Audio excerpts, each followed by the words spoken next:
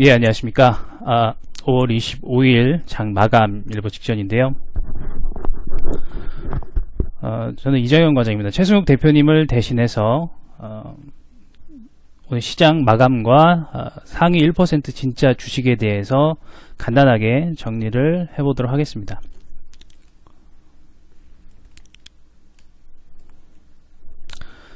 자, 먼저 지수분 차트를 보시면 오늘 시장의 특징은 거래소는 상승을 했고 코스닥은 이제 하락을 했는데, 역시 수급, 외국인과 기관의 동반 매수를 통해서 거래소는 안정적으로 상승을 했던 반면에 코스닥은 외국인과 기관의 매도에 의해서 갭상승 음봉, 시초가가 고점으로 출발을 해서 어제보다 추가 하락을 보이면서 거래를 마쳤습니다. 가장 큰 특징은 기관들의 코스닥 매도가 오늘 시장의 가장 큰 특징이다라고 보시면 될 것 같은데요. 통상적으로 시장을 판단하는 요소를 보면 크게 5가지를 들 수가 있습니다. 첫 번째가 외국인과 기관의 현물 수급이죠.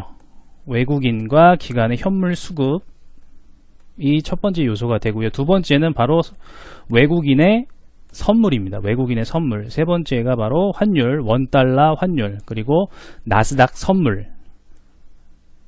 그죠? 그 다음에 주변국 지수. 오늘은 차이나가 되겠죠? 차이나나 일본.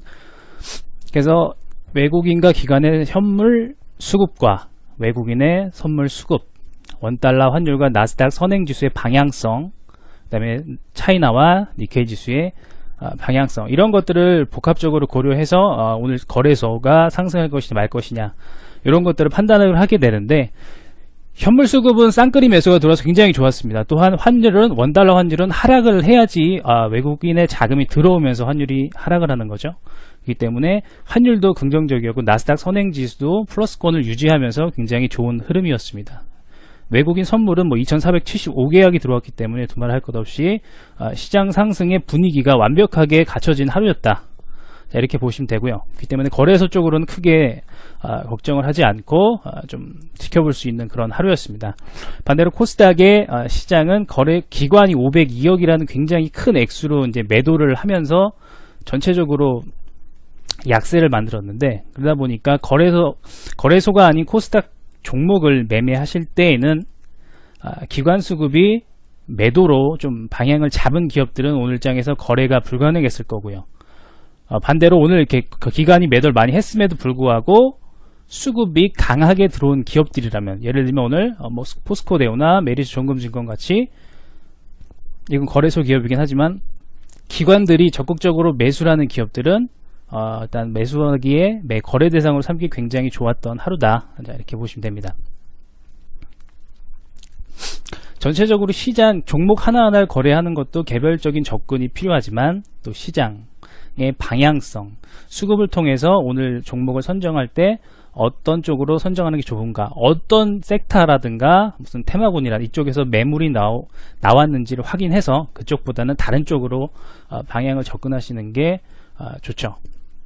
자, 예를 들면은 이제 증권사 HTS 화면 중에 투자자별 매매 동향입니다. 그래서 코스닥에서 기관들이 뭘 많이 매도를 했느냐, 이런 것들을 잠깐 체크를 하면은 순서대로 쭉 나오는데, 딱 눈에 띄는 기업들을 몇 개만 체크를 해보면 바로 나오겠죠. HB테크놀로지, 원익홀딩스, 테스, 상하프론테크라든가 BH, 자, 이런 기업들, IT 장비주들, LCD나 반도체, OLED, 반도체 디스플레이 관련 장비주들이라던가 BH 같은 FPCB 종목들, 최근에 이제 IT 관련 부품이나 이런 장비 업체들이 굉장히 많이 상승을 했었습니다. 4차 산업이라든가 OLED의 이제 대중화, 그죠? 이런 것들 이후로 굉장히 장비주들 중심으로 많이 상승을 했고, 또 소재주들까지 같이 많이 올랐는데, 최근에는 장비주들 중심으로 조금 매물이 많이 출현을 하고 있습니다. 그러니까 전체적으로 이제 IT 장비주들 쪽으로는 부품주들 쪽으로 약간 매도 물량이 돌고 있다라는 게 최근 시장의 특징이라면 특징입니다. 자, 그런 부분을 감안했을 때에는 해당 종목군들은 무조건 홀딩이다. 그런 관점이라기보다는 수급에 따라서 당일 수급이 어떤지 여부에 따라서 잠깐 뭐 비중을 축소하시거나 혹은 끊었다 가시는 이런 트레이딩 전략이 가미되었을 때 좀 더 적극적인 수익, 좀 더 안정적인 수익을 낼 수가 있겠다, 이렇게 보시면 될 것 같습니다. 자, 개별적인 기업으로 이제 하나씩 살펴보시면 될 것 같은데요. 상위 1% 진짜 주식엔 항상 두 가지 요소가 고려가 됩니다. 첫 번째가 실적이죠. 최근에 사상 최대 실적 예상 기업들을 중점적으로 해서 매매를 하고 있고요. 두 번째가 바로 수급입니다. 외국인과 기관이 지금 사고 있는지, 사상 최대 실적이 예상되는 종목들 중에서 오늘장 수급이 들어오고 있는지 없는지, 자, 이런 것들을 확인해서 진짜 주식 후보로 삼고 종목을 이렇게 추천을 하게 되는데요. 자, 오늘 진짜 주식에 들어간 종목 솔브레인, 동진세미캠, 동국 SNC, 예림당, 포스코캠텍과 해마라 푸드시스템, 뭐 대림비행고, 포스코대우, 메리츠 종금까지 보시면은, 자, 이쪽에 있는 종목들은 다 사상 최대 실적 예상주입니다. 그죠?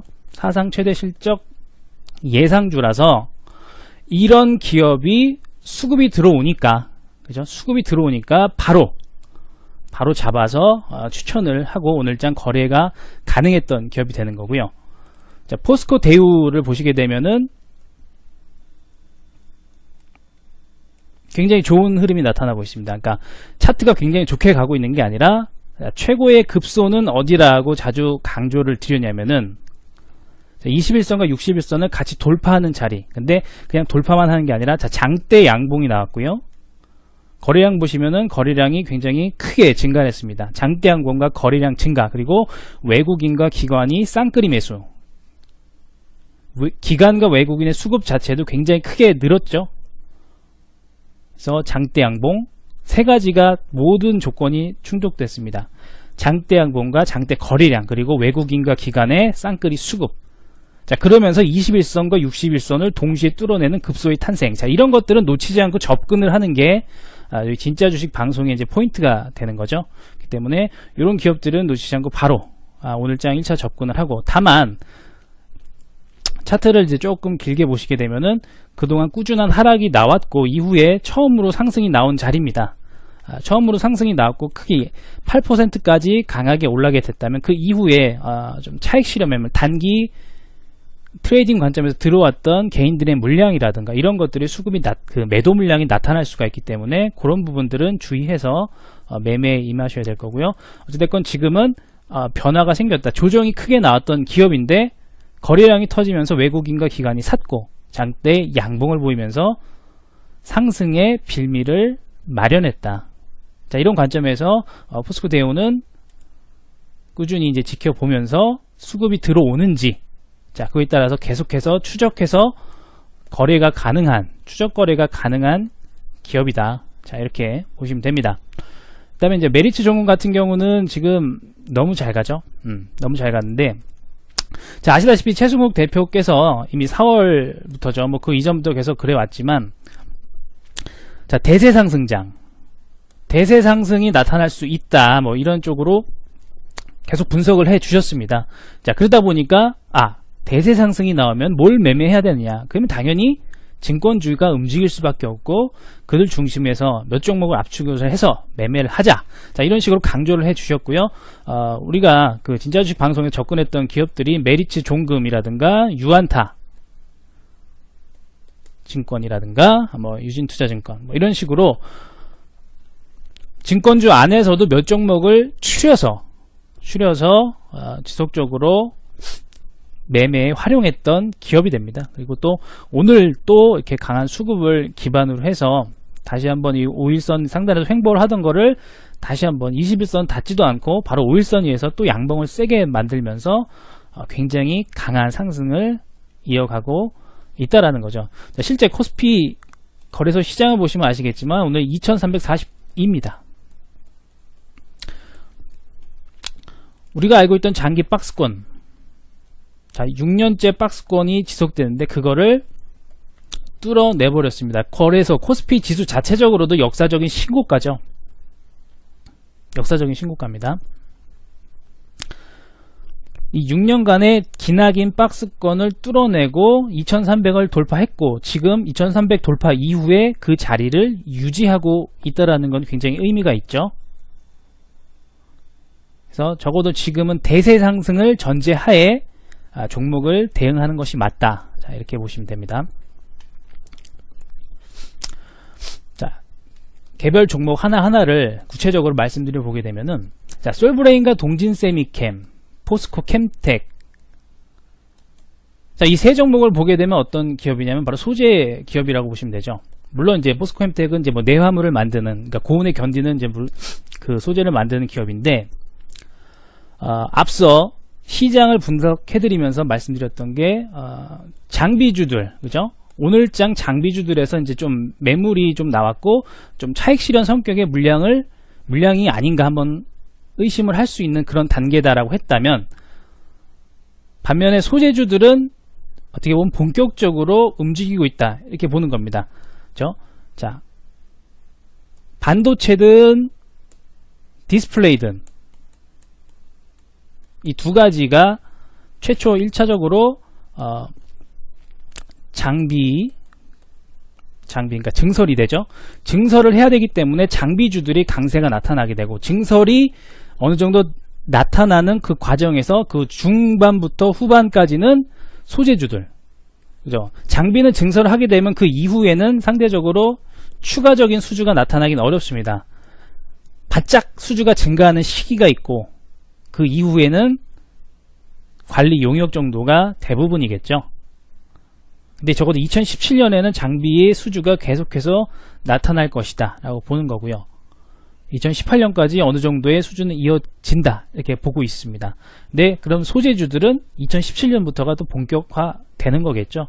그러다 보니까 반도체 장비주들의 주춤한 자리를 소재주들이 꿰찰 가능성이 높다. SKC, 코롱, PI든 혹은 덕산, 네오룩스든, 그죠?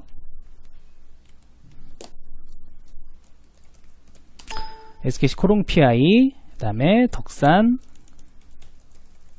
네오룩스. 자, 우리가 이제 많이 매매했던 기업이 이런 두 기업인데 지금은 추가적인 추천이 나온다기보다는 계속해서 홀딩하는 전략으로 가져가고 있는 기업입니다.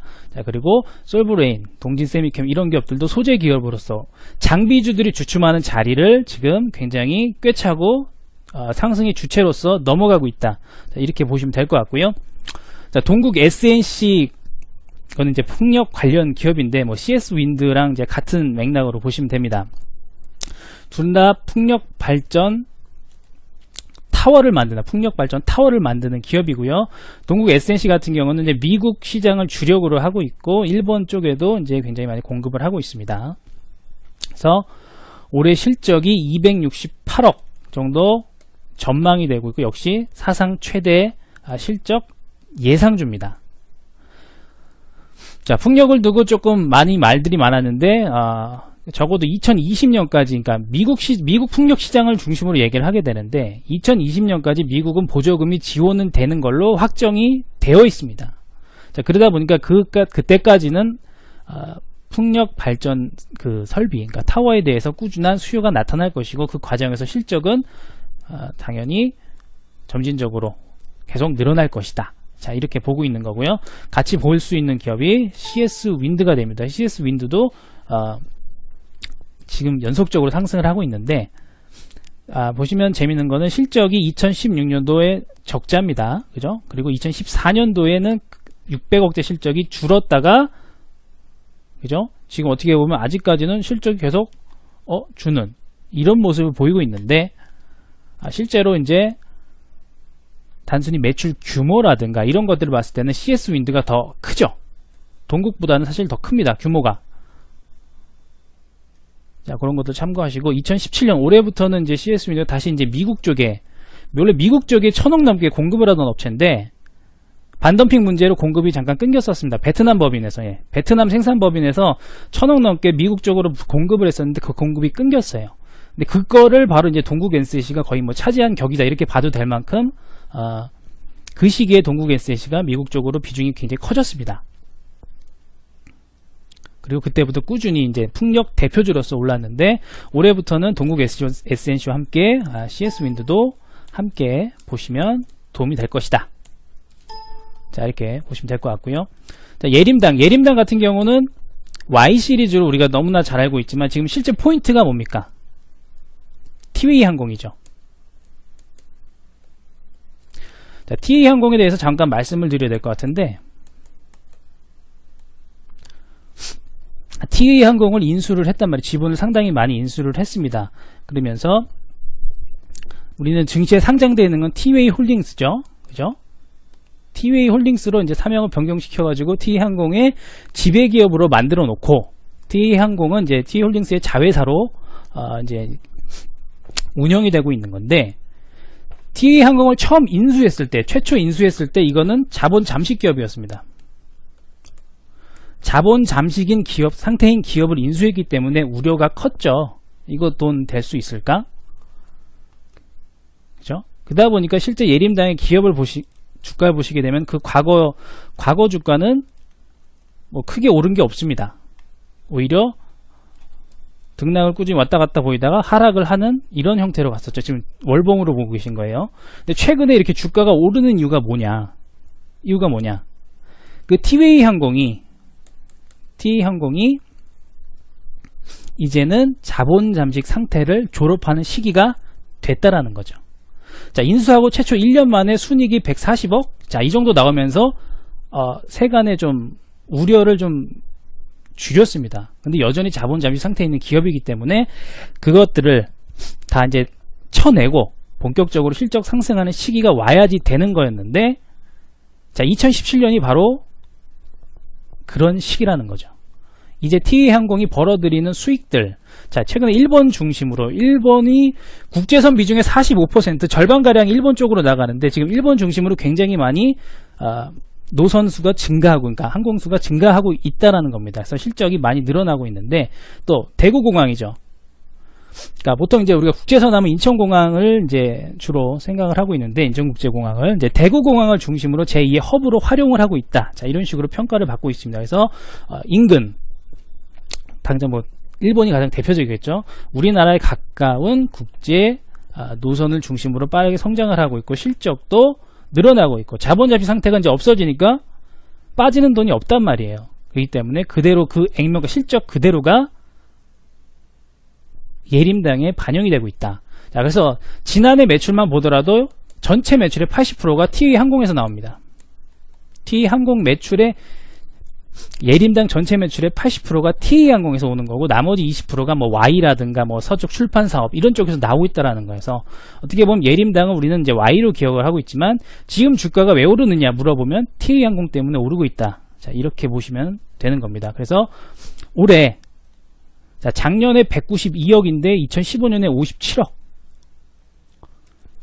자, 작년에 굉장히 많이 늘었는데 올해는 450억. FN가에 대해서는 500억대. 또다시 흔히 말하는 퀀텀 점프를 하고 있다라는 거죠. 올해 한 번 더. 그리고 그 올해뿐만 아니라 그 내년도 2018년에도 또 티웨이항공 중심으로도 많이 성장을 한다면 계속해서 주가 상승 모멘텀을 확보할 것이다 라는 겁니다.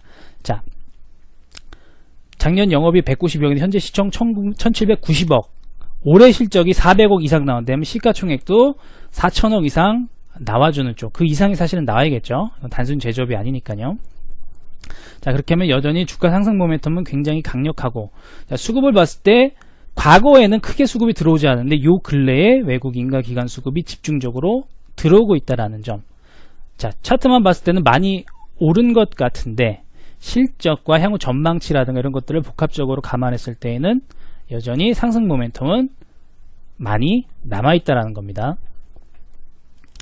자, 포스코 캠텍은 최근에 그 주가 상승에 긍정적으로 작용하고 있는 것은 바로 음극재 부분입니다. 과거에는 음극재 매출, 그러니까 작년에 음극재 매출이 230억 정도 나왔다고 합니다. 작년에요. 근데 포스코 캠텍 매출액이 조 단위가 나오는 기업입니다. 매출이 도 단위가 나오는 기업이기 때문에 음극재 매출은 사실상 거의 반영이 안 되고 주가 상승에 크게 무관했다. 자, 이렇게 봐도 될 정도의 흐름이었는데, 자, 최근에 올 초만 해도 LG화학에다가 이제 수천억대 공급 계약이 들어갔다라든가, 자, 이런 내용들을 확인하실 수가 있는데, 그런 것들이 이제 본격적으로 주가에 반영이 되고 있다라는 거죠. 지금 계속해서 증설을 하고 있는데, 2017년도 영업이익 전망치가 1148억입니다. 2016년도 853억 대비해서 30% 이상 증가할 것이다. 자, 영업이익이 1000억이 나온다면 시총도 1조는 넘는 것이 맞겠죠. 그리고 음극재 사업이 작년에 230억이고 올해 310억, 그 다음에 그 다 2018년도에 뭐 500억대, 그리고 그래서 최종적으로 2020년 이후에는 매출의 한 1500억 정도를 나올 것이다. 자, 이렇게 평가가 되고 있으면서 연간 매출의 10% 정도를 음극재가 담당한다. 자, 이렇게 보고 있습니다. 자, 그런 측면에서 실적 개선 속도도 굉장히 좋을 것이고, 또 그에 따라서 시가총액도 지금보다 좀 더 추가적인 상승이 가능한 위치에 놓여 있다. 자, 다만 기관 수급이 상대적으로 약하고 그거를 이제 외인 수급이 대신해서 이제 상승을 시키고 있는 건데, 그죠? 기관은 팔고 외인은 사고 있습니다.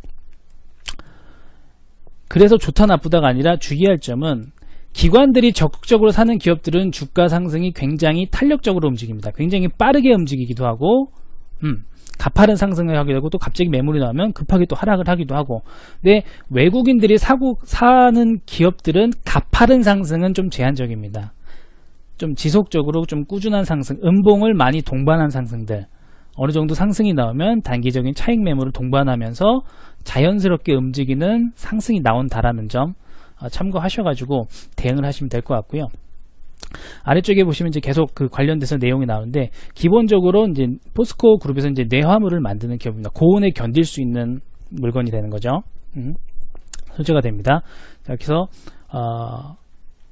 본업 포스코 캠텍이 갖고 있는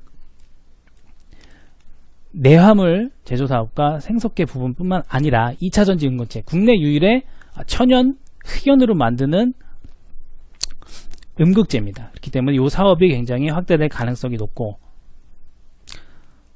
PMC테크인가의 자회사를 통해서 탄소 소재 사업이 또 주목을 받고 있습니다. 적어도 음극재와 탄소 소재 파트 쪽으로 신성장 동력이다.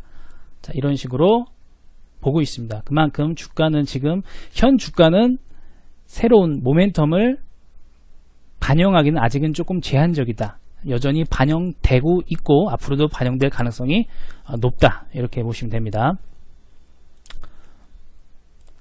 자, 해마러 푸드 서비스는 드신 분들이 좀 계실 거예요. 맘스터치라는 햄버거와 치킨 전문 브랜드, 그러니까 프랜차이즈 업체죠. 매장이 별로 없었는데 갑자기 많이 늘었습니다. 갑자기 많이 늘었는데 2017년 5월 기준으로 1059개, 굉장히 많은 그 가게가 생기면서 가맹점들이 늘어나고 그만큼 매출 규모도 굉장히 커지고 있는 그런 상태인데요. 지금 기관 수급이 꾸준히 들어오고 있고, 그 이유를 봤더니 역시나 사상 최대 실적을 전망을 하고 있다라는 거죠. 자, 2016년도에 169억으로 90%나 늘었습니다.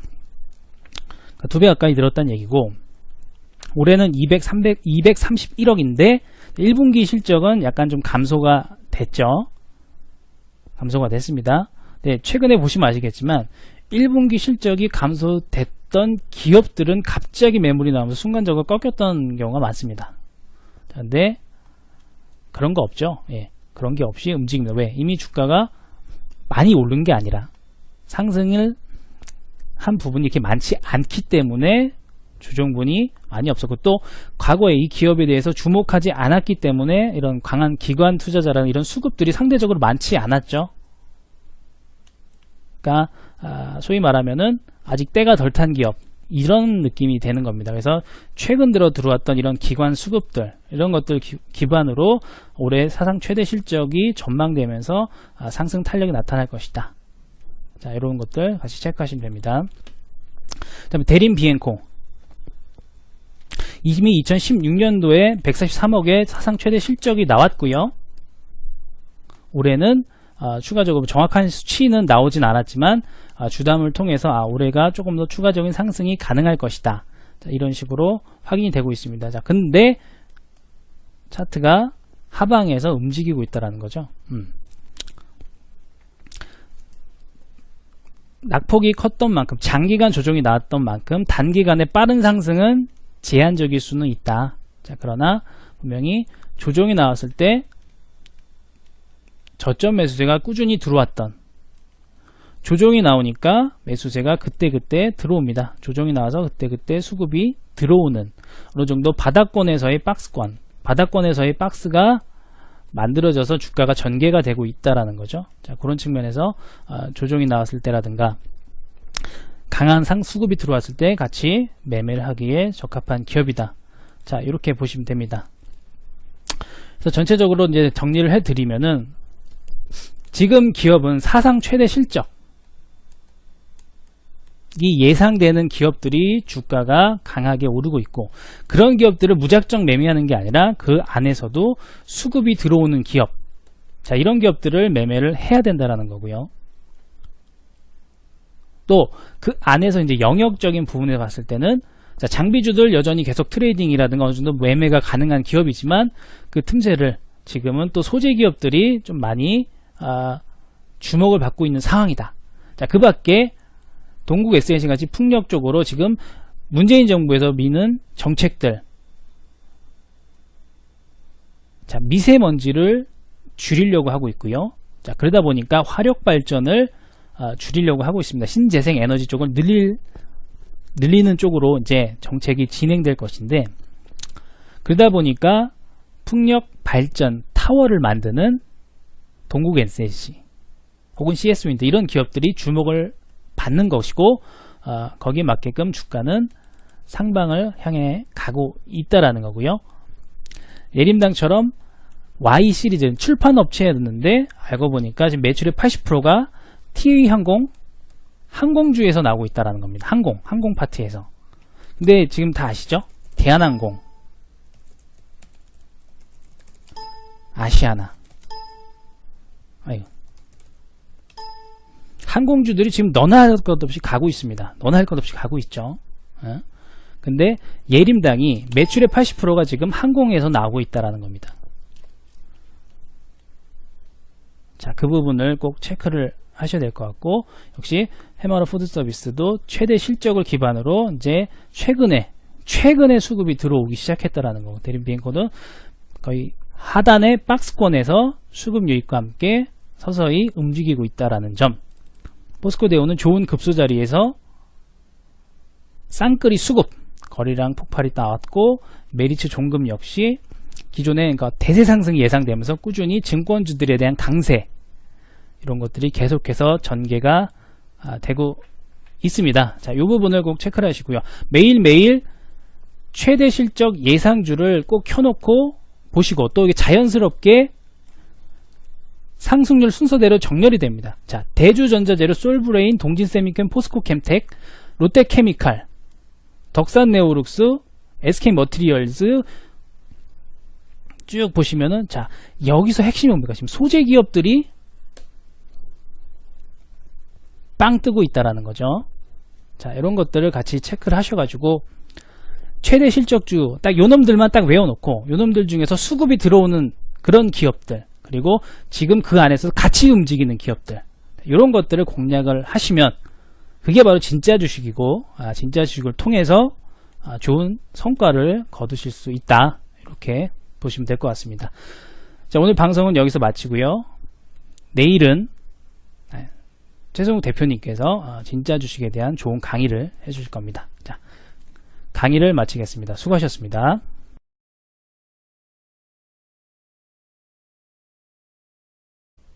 관리 용역 정도가 대부분이겠죠. 근데 적어도 2017년에는 장비의 수주가 계속해서 나타날 것이다 라고 보는 거고요. 2018년까지 어느 정도의 수준은 이어진다, 이렇게 보고 있습니다.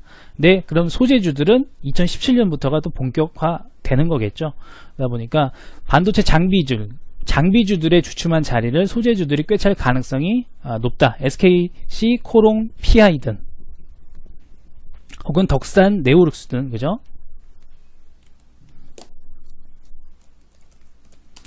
SKC, 코롱, PI, 그 다음에 덕산,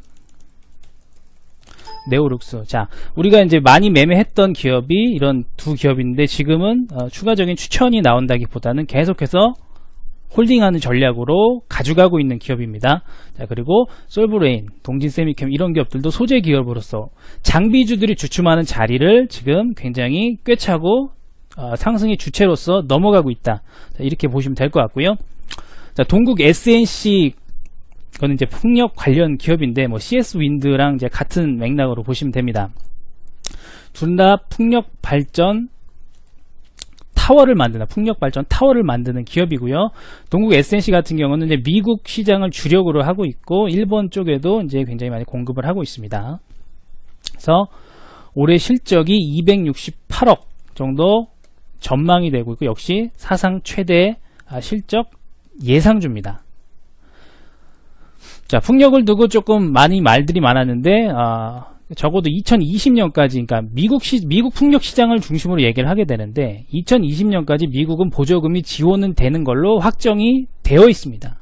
자, 그러다 보니까 그때까지는 풍력 발전 그 설비 그러니까 타워에 대해서 꾸준한 수요가 나타날 것이고 그 과정에서 실적은 당연히 점진적으로 계속 늘어날 것이다. 자, 이렇게 보고 있는 거고요. 같이 볼 수 있는 기업이 CS 윈드가 됩니다. CS 윈드도 지금 연속적으로 상승을 하고 있는데 보시면 재밌는 거는 실적이 2016년도에 적자입니다. 그죠? 그리고 2014년도에는 600억대 실적이 줄었다가 그죠? 지금 어떻게 보면 아직까지는 실적이 계속 주는 이런 모습을 보이고 있는데 실제로 이제 단순히 매출 규모라든가 이런 것들을 봤을 때는 CS 윈드가 더 크죠. 동국보다는 사실 더 큽니다. 규모가. 자, 그런 것도 참고하시고 2017년 올해부터는 이제 CS 윈드가 다시 이제 미국 쪽에 원래 미국 쪽에 1000억 넘게 공급을 하던 업체인데 반덤핑 문제로 공급이 잠깐 끊겼었습니다. 베트남 법인에서 베트남 생산 법인에서 1000억 넘게 미국 쪽으로 공급을 했었는데 그 공급이 끊겼어요. 근데 그거를 바로 이제 동국 SNC가 거의 뭐 차지한 격이다 이렇게 봐도 될 만큼 그 시기에 동국 SNC가 미국 쪽으로 비중이 굉장히 커졌습니다. 그리고 그때부터 꾸준히 이제 풍력 대표주로서 올랐는데 올해부터는 동국 SNC와 함께 CS 윈드도 함께 보시면 도움이 될 것이다. 자, 이렇게 보시면 될 것 같고요. 자, 예림당 같은 경우는 Y 시리즈로 우리가 너무나 잘 알고 있지만 지금 실제 포인트가 뭡니까? 티웨이 항공이죠. 자, 티웨이 항공에 대해서 잠깐 말씀을 드려야 될 것 같은데 티웨이 항공을 인수를 했단 말이에요. 지분을 상당히 많이 인수를 했습니다. 그러면서 우리는 증시에 상장되어 있는 건 티웨이 홀딩스죠. 그죠? 티웨이 홀딩스로 이제 사명을 변경시켜가지고 티웨이 항공의 지배기업으로 만들어 놓고 티웨이 항공은 이제 티웨이 홀딩스의 자회사로 이제 우리가 단기 트레이딩 관점에서 들어왔던 개인들의 물량이라든가 이런 것들이 수급이 그 매도 물량이 나타날 수가 있기 때문에 그런 부분들은 주의해서 매매에 임하셔야 될 거고요. 어찌됐건 지금은 변화가 생겼다. 조정이 크게 나왔던 기업인데 거래량이 터지면서 외국인과 기관이 샀고 장대 양봉을 보이면서 상승의 빌미를 마련했다. 자, 이런 관점에서 포스코 대우는 꾸준히 이제 지켜보면서 수급이 들어오는지 자, 그에 따라서 계속해서 추적해서 거래가 가능한 추적 거래가 가능한 기업이다. 자, 이렇게 보시면 됩니다. 그 다음에 이제 메리츠 종군 같은 경우는 지금 너무 잘 가죠. 너무 잘 갔는데 자, 아시다시피 최승욱 대표께서 이미 4월부터죠. 뭐 그 이전부터 계속 그래 왔지만 자, 대세 상승장 대세 상승이 나타날 수 있다. 뭐 이런 쪽으로 계속 분석을 해 주셨습니다. 자, 그러다 보니까 대세 상승이 나오면 뭘 매매해야 되느냐? 그러면 당연히 증권주가 움직일 수밖에 없고 그들 중심에서 몇 종목을 압축을 해서 매매를 하자. 자, 이런 식으로 강조를 해 주셨고요. 우리가 그 진짜주식 방송에 접근했던 기업들이 메리츠 종금이라든가 유안타 증권이라든가 뭐 유진투자증권 뭐 이런 식으로 증권주 안에서도 몇 종목을 추려서 지속적으로 매매에 활용했던 기업이 됩니다. 그리고 또 오늘 또 이렇게 강한 수급을 기반으로 해서 다시 한번 이 5일선 상단에서 횡보를 하던 거를 다시 한번 21선 닿지도 않고 바로 5일선 위에서 또 양봉을 세게 만들면서 굉장히 강한 상승을 이어가고 있다라는 거죠. 자, 실제 코스피 거래소 시장을 보시면 아시겠지만 오늘 2342입니다. 우리가 알고 있던 장기 박스권, 자 6년째 박스권이 지속되는데 그거를 뚫어내버렸습니다. 거래소 코스피 지수 자체적으로도 역사적인 신고가죠. 역사적인 신고가입니다. 이 6년간의 기나긴 박스권을 뚫어내고 2300을 돌파했고 지금 2300 돌파 이후에 그 자리를 유지하고 있다라는 건 굉장히 의미가 있죠. 그래서 적어도 지금은 대세 상승을 전제하에 종목을 대응하는 것이 맞다. 자, 이렇게 보시면 됩니다.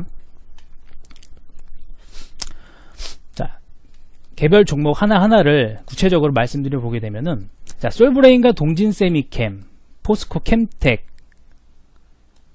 자, 이 세 종목을 보게 되면 어떤 기업이냐면 바로 소재 기업이라고 보시면 되죠. 물론 이제 포스코 캠텍은 이제 뭐 내화물을 만드는, 그러니까 고온에 견디는 이제 그 소재를 만드는 기업인데, 앞서 시장을 분석해드리면서 말씀드렸던 게 장비주들, 그죠? 오늘장 장비주들에서 이제 좀 매물이 좀 나왔고 좀 차익 실현 성격의 물량이 아닌가 한번 의심을 할 수 있는 그런 단계다라고 했다면, 반면에 소재주들은 어떻게 보면 본격적으로 움직이고 있다 이렇게 보는 겁니다.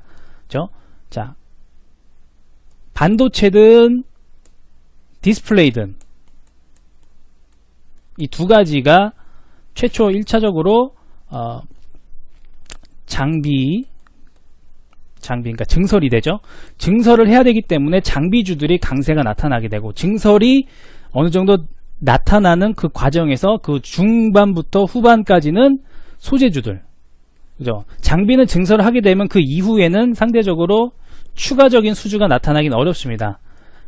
바짝 수주가 증가하는 시기가 있고 그 이후에는 운영이 되고 있는 건데, TA항공을 처음 인수했을 때, 최초 인수했을 때 이거는 자본 잠식 기업이었습니다. 자본 잠식인 기업, 상태인 기업을 인수했기 때문에 우려가 컸죠. 이거 돈 될 수 있을까? 그죠? 그러다 보니까 실제 예림당의 기업을 주가를 보시게 되면 그 과거 주가는 뭐 크게 오른 게 없습니다. 오히려 등락을 꾸준히 왔다 갔다 보이다가 하락을 하는 이런 형태로 갔었죠. 지금 월봉으로 보고 계신 거예요. 근데 최근에 이렇게 주가가 오르는 이유가 뭐냐? 그 TA항공이 이제는 자본 잠식 상태를 졸업하는 시기가 됐다라는 거죠. 자, 인수하고 최초 1년 만에 순이익이 140억? 자, 이 정도 나오면서 세간의 좀 우려를 좀 줄였습니다. 근데 여전히 자본 잠식 상태에 있는 기업이기 때문에 그것들을 다 이제 쳐내고 본격적으로 실적 상승하는 시기가 와야지 되는 거였는데, 자, 2017년이 바로 그런 시기라는 거죠. 이제 TA항공이 벌어들이는 수익들, 자, 최근에 일본 중심으로, 일본이 국제선 비중의 45% 절반가량 일본 쪽으로 나가는데, 지금 일본 중심으로 굉장히 많이 노선수가 증가하고, 그러니까 항공수가 증가하고 있다라는 겁니다. 그래서 실적이 많이 늘어나고 있는데, 또 대구공항이죠. 그러니까 보통 이제 우리가 국제선 하면 인천공항을 이제 주로 생각을 하고 있는데, 인천국제공항을 이제 대구공항을 중심으로 제2의 허브로 활용을 하고 있다. 자, 이런 식으로 평가를 받고 있습니다. 그래서 인근, 당장 뭐 일본이 가장 대표적이겠죠. 우리나라에 가까운 국제 노선을 중심으로 빠르게 성장을 하고 있고, 실적도 늘어나고 있고, 자본 잠식 상태가 이제 없어지니까 빠지는 돈이 없단 말이에요. 그렇기 때문에 그대로 그 액면과 실적 그대로가 예림당에 반영이 되고 있다. 자, 그래서 지난해 매출만 보더라도 전체 매출의 80%가 TA항공에서 나옵니다.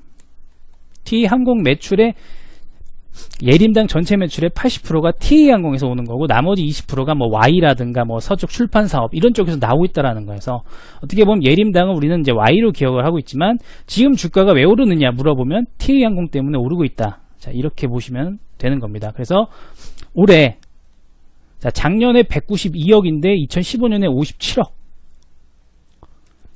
자, 작년에 굉장히 많이 늘었는데 올해는 450억. FN가에 대해서는 500억대. 또다시 흔히 말하는 퀀텀 점프를 하고 있다라는 거죠. 올해 한 번 더. 그리고 그 올해뿐만 아니라 그 내년도 2018년에도 또 T항공 중심으로도 많이 성장을 한다면 계속해서 주가 상승 모멘텀을 확보할 것이다 라는 겁니다. 자, 작년 영업이 190억인데 현재 시총 1790억, 올해 실적이 400억 이상 나온다면 시가총액도 4천억 이상 나와주는 쪽, 그 이상이 사실은 나와야겠죠. 단순 제조업이 아니니까요. 자, 그렇게 하면 여전히 주가 상승 모멘텀은 굉장히 강력하고, 자, 수급을 봤을 때 과거에는 크게 수급이 들어오지 않았는데 요 근래에 외국인과 기관 수급이 집중적으로 들어오고 있다라는 점. 자, 차트만 봤을 때는 많이 오른 것 같은데 실적과 향후 전망치라든가 이런 것들을 복합적으로 감안했을 때에는 여전히 상승 모멘텀은 많이 남아있다라는 겁니다. 자, 포스코 캠텍. 포스코 캠텍은 최근에 그 주가 상승에 긍정적으로 작용하고 있는 것은 바로 음극재 부분입니다. 과거에는 음극재 매출, 그러니까 작년에 음극재 매출이 230억 정도 나왔다고 합니다. 작년에요. 근데 포스코 캠텍 매출액이 조 단위가 나오는 기업입니다. 그래서 코스닥에서 기관들이 뭘 많이 매도를 했느냐 이런 것들을 잠깐 체크를 하면은 순서대로 쭉 나오는데 딱 눈에 띄는 기업들을 몇 개만 체크를 해보면 바로 나오겠죠. HB 테크놀로지, 원희골딩스, 뭐 테스, 상하프론테크라든가 BH, 자, 이런 기업들, IT 장비주들, 뭐 LCD나 뭐 반도체, OLED, 반도체 디스플레이 관련 장비주들이라던가 BH 같은 FPCB 종목들, 최근에 이제 IT 관련 부품이나 이런 장비 업체들이 굉장히 많이 상승을 했었습니다. 4차 산업이라든가 OLED의 이제 대중화, 그죠? 이런 것들 이후로 굉장히 장비주들 중심으로 많이 상승을 했고, 또 소재주들까지 같이 많이 올랐는데 최근에는 장비주들 중심으로 조금 매물이 많이 출현을 하고 있습니다. 그러니까 전체적으로 이제 IT 장비주들 쪽으로는 뭐 부품주들 쪽으로 약간 배도 물량이 돌고 있다라는 게 최근 시장의 특징이라면 특징입니다. 자, 그런 부분을 감안했을 때에는 해당 종목군들은 뭐 무조건 홀딩이다. 뭐 그런 관점이라기보다는 수급에 따라서 당일 수급이 어떤지 여부에 따라서 잠깐 뭐 비중을 축소하시거나 혹은 끊었다 가시는 이런 트레이딩 전략이 가미되었을 때 좀 더 적극적인 수익, 좀 더 안정적인 수익을 낼 수가 있겠다, 이렇게 보시면 될 것 같습니다. 자, 개별적인 기업으로 이제 하나씩 살펴보시면 될 것 같은데요. 상위 1% 진짜 주식에는 항상 두 가지 요소가 고려가 됩니다. 첫 번째가 실적이죠. 최근에 사상 최대 실적 예상 기업들을 중점적으로 해서 매매를 하고 있고요. 두 번째가 바로 수급입니다. 외국인과 기관이 지금 사고 있는지, 사상 최대 실적이 예상되는 종목들 중에서 오늘장 수급이 들어오고 있는지 없는지, 자, 이런 것들을 확인해서 진짜 주식 후보로 삼고 종목을 이렇게 추천을 하게 되는데요. 자, 오늘 진짜 주식에 들어간 종목 솔브레인, 동진세미캠, 동국SNC, 예림당, 포스코캠텍과 해마라푸드시스템, 뭐 대림비행고, 포스코대우, 메리츠 종금까지 보시면은, 자, 이쪽에 있는 종목들은 다 사상 최대 실적 예상주입니다. 그죠? 사상 최대 실적 예상주라서 이런 기업이 수급이 들어오니까, 그죠? 수급이 들어오니까 바로 잡아서 추천을 하고 오늘장 거래가 가능했던 기업이 되는 거고요. 자, 포스코 대우를 보시게 되면은 굉장히 좋은 흐름이 나타나고 있습니다. 그러니까 차트가 굉장히 좋게 가고 있는 게 아니라, 최고의 급소는 어디라고 자주 강조를 드렸냐면은 21선과 61선을 같이 돌파하는 자리. 근데 그냥 돌파만 하는 게 아니라, 자, 장대 양봉이 나왔고요. 거래량 보시면은 거래량이 굉장히 크게 증가했습니다. 장대 양봉과 거래량 증가, 그리고 외국인과 기관이 쌍끌이 매수, 기관과 외국인의 수급 자체도 굉장히 크게 늘었죠. 그래서 장대 양봉 세 가지가 모든 조건이 충족됐습니다. 장대 양봉과 장대 거래량, 그리고 외국인과 기관의 쌍끌이 수급. 자, 그러면서 21선과 61선을 동시에 뚫어내는 급소의 탄생. 자, 이런 것들은 놓치지 않고 접근을 하는 게 여기 진짜 주식 방송의 이제 포인트가 되는 거죠. 그렇기 때문에 이런 기업들은 놓치지 않고 바로 오늘장 1차 접근을 하고, 다만 차트를 이제 조금 길게 보시게 되면은 그동안 꾸준한 하락이 나왔고 이후에 처음으로 상승이 나온 자리입니다. 처음으로 상승이 나왔고 크게 8%까지 강하게 올라게 됐다면 그 이후에 좀 차익 실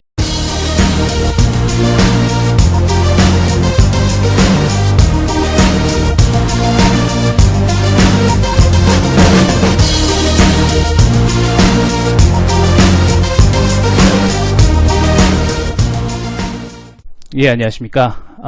5월 25일 장 마감 일부 직전인데요. 저는 이정현 과장입니다. 최승욱 대표님을 대신해서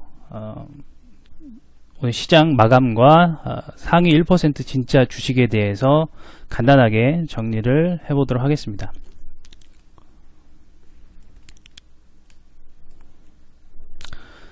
자, 먼저 지수분 차트를 보시면 오늘 시장의 특징은 거래소는 상승을 했고 코스닥은 이제 하락을 했는데, 역시 수급, 외국인과 기관의 동반 매수를 통해서 거래소는 안정적으로 상승을 했던 반면에 코스닥은 외국인과 기관의 매도에 의해서 갭상승 음봉, 시초가가 고점으로 출발을 해서 어제보다 추가 하락을 보이면서 거래를 마쳤습니다. 가장 큰 특징은 기관들의 코스닥 매도가 오늘 시장의 가장 큰 특징이다라고 보시면 될 것 같은데요. 통상적으로 시장을 판단하는 요소를 보면 크게 5가지를 들 수가 있습니다. 첫 번째가 외국인과 기관의 현물 수급이죠. 외국인과 기관의 현물 수급이 첫 번째 요소가 되고요. 두 번째는 바로 외국인의 선물입니다. 외국인의 선물. 세 번째가 바로 환율, 원달러 환율, 그리고 나스닥 선물. 그죠? 그 다음에 주변국 지수. 오늘은 차이나가 되겠죠? 차이나나 일본. 그래서 외국인과 기관의 현물 수급과 외국인의 선물 수급, 원달러 환율과 나스닥 선행지수의 방향성, 그 다음에 차이나와 니케이 지수의 방향성, 이런 것들을 복합적으로 고려해서 오늘 거래소가 상승할 것이냐 말 것이냐 이런 것들을 판단을 하게 되는데, 현물 수급은 쌍끌이 매수가 들어와서 굉장히 좋았습니다. 또한 환율은, 원달러 환율은 하락을 해야지 외국인의 자금이 들어오면서 환율이 하락을 하는 거죠. 그렇기 때문에 환율도 긍정적이었고 나스닥 선행지수도 플러스권을 유지하면서 굉장히 좋은 흐름이었습니다. 외국인 선물은 2475계약이 들어왔기 때문에 두말 할 것 없이 시장 상승의 분위기가 완벽하게 갖춰진 하루였다. 자, 이렇게 보시면 되고요. 그렇기 때문에 거래소 쪽으로는 크게 걱정을 하지 않고 좀 지켜볼 수 있는 그런 하루였습니다. 반대로 코스닥의 시장은 거래 기관이 502억이라는 굉장히 큰 액수로 이제 매도를 하면서 전체적으로 약세를 만들었는데, 그러다 보니까 거래소가 아닌 코스닥 종목을 매매하실 때에는 기관 수급이 매도로 좀 방향을 잡은 기업들은 오늘장에서 거래가 불가능했을 거고요. 반대로 오늘 이렇게 기관이 매도를 많이 했음에도 불구하고 수급이 강하게 들어온 기업들이라면, 예를 들면 오늘 포스코대우나 메리츠 종금증권 같이, 이건 거래소 기업이긴 하지만 기관들이 적극적으로 매수라는 기업들은 일단 매수하기에 거래 대상으로 삼기 굉장히 좋았던 하루다. 자, 이렇게 보시면 됩니다. 전체적으로 시장 종목 하나하나를 거래하는 것도 개별적인 접근이 필요하지만, 또 시장의 방향성, 수급을 통해서 오늘 종목을 선정할 때 어떤 쪽으로 선정하는 게 좋은가, 어떤 섹터라든가 무슨 테마군이라 이쪽에서 매물이 나왔는지를 확인해서 그쪽보다는 다른 쪽으로 방향을 접근하시는 게 좋죠. 자, 예를 들면은 이제 증권사 HTS 화면 중에 투자자별 매매 동향